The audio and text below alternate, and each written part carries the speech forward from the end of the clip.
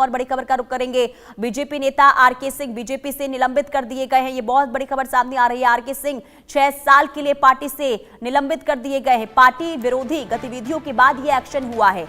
दरअसल नीतीश सरकार पर घोटाले का आरोप इनके द्वारा लगाए गए थे, इसके बाद ये एक्शन हुआ है। तो बीजेपी नेता हैं आरके सिंह और इन्हें पार्टी से निलंबित कर दिया गया, 6 साल के लिए निलंबित कर दिया गया है। दरअसल पार्टी विरोधी गतिविधियों के बाद ये एक्शन हुआ है। नीतीश सरकार पर घोटाले के आरोप इनके द्वारा लगाए गए थे।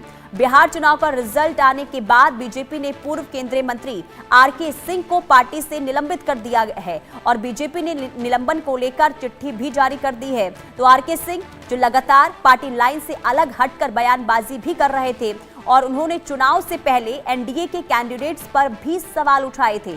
साथ ही बिहार में 62,000 करोड़ के बिजली घोटाले को लेकर भी नीतीश सरकार पर आरोप लगाए थे। और पूर्व केंद्रीय मंत्री ने डिप्टी सीएम सम्राट चौधरी, जेडीयू के अनंत सिंह, आरजेडी के सूरजभान सिंह को हत्या का आरोपी बताया था। यानी कि पार्टी में रहकर कैसे पार्टी के खिलाफ बयानबाजी कर रहे थे। इसके बाद ये कार्रवाई हुई है। शैलेंद्र हमारे संवाददाता तमाम जानकारी के साथ जुड़ चुके हैं। शैलेंद्र, लगातार बयानबाजी पार्टी लाइन से हटकर और इसके बाद ये कार्रवाई। जी बिल्कुल, ये कार्रवाई कड़क अफसर माने जाते थे आरके सिंह और कड़क मंत्री भी रहे हैं, लेकिन चूंकि बीजेपी में है, पार्टी की एक मर्यादा होती है, पार्टी का एक फोरम होता है। अगर उनको कोई बात कहनी थी, पार्टी का ये कहना है कि आप पार्टी के फोरम पर कहते, आप मीडिया में जाकर कह रहे हैं। हालांकि आरके सिंह शुरू से कहते रहे हैं कि हमने कई बार कहा, कई बार चीज़ें की, लेकिन हमारी बात नहीं सुनी गई, इसलिए हमको सामने आना पड़ा, क्योंकि हम गलत को बर्दाश्त नहीं कर सकते, गलत को हम सुन नहीं सकते। और यही वजह है कि आरके सिंह पहले, यानी जब चुनाव की घोषणा होने वाली थी उससे पहले वो सामने आए थे और पवन सिंह को लेकर एक बयान दिया था। और उसके बाद पवन सिंह को बीजेपी में शामिल कराया गया था, या कहें कि बीजेपी में पवन सिंह की एंट्री हो गई थी। तब से ये माना जा रहा था कि शायद उनकी नाराजगी कम हो गई है।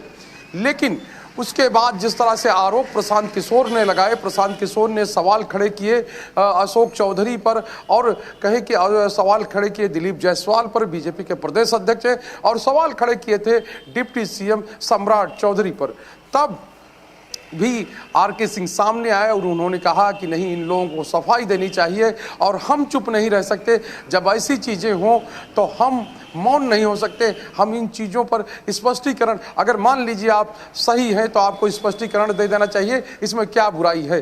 तो ये बयान लगातार उनके आ रहे थे। और उसके बाद जिस तरह से पीरपैंती में जो अडानी का पावर प्लांट लगना है, यानी बड़ा पावर प्लांट बिजली का लगना है, उसको लेकर भी उन्होंने अपनी ही सरकार को कटघरे में खड़ा किया और कहा कि इसमें जिस तरह की डील हुई है, जो चीज़ें हुई हैं, उसमें 62,000 करोड़ का घोटाला, यानी 62,000 करोड़ का जो फायदा एक तरह से जो कंपनी को है वो करवाया जा रहा है। और ये हम तब कर रहे हैं, वो एक कैलकुलेशन बताते हैं कि जितनी बिजली पैदा होगी उसकी क्या कॉस्ट आएगी, और उस कॉस्ट पर अगर 15% देखिए बीजेपी अनुशासन वाली पार्टी जानी जाती है और ऐसे में पार्टी में रहकर ही पार्टी के खिलाफ अगर बयान देंगे तो कार्रवाई भी होती है। बहुत शुक्रिया शैलेंद्र तमाम जानकारी देने के लिए।